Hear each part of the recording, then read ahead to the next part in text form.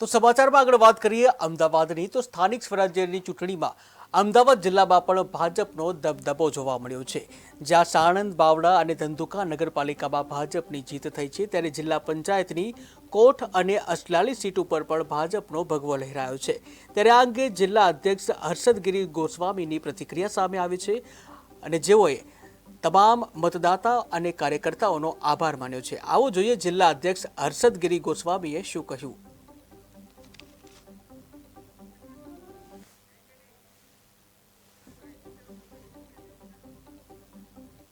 અમદાવાદ જિલ્લાની સાણંદ, બાવળા અને ધંધુકા આ ત્રણેય નગરપાલિકાની અંદર દેશના યશસ્વી વડાપ્રધાન શ્રી નરેન્દ્રભાઈ મોદી, ગાંધીનગર લોકસભાના લોકપ્રિય સાંસદ આદરણીય અમિતભાઈ શાહ, ગુજરાતના મુખ્યમંત્રી શ્રી ભૂપેન્દ્રભાઈ પટેલ અને રાજ્યના પાર્ટીના પ્રમુખ શ્રી સી.આર. પાટીલના નેતૃત્વની અંદર આ ત્રણેય નગરપાલિકાની અંદર ભારતીય જનતા પાર્ટીના કાર્યકર્તાઓને ફરીથી એકવાર સત્તાનું સુકાન સોંપવા બદલ અમદાવાદ જિલ્લાના સૌ નાગરિકોનો આભાર માનું છું।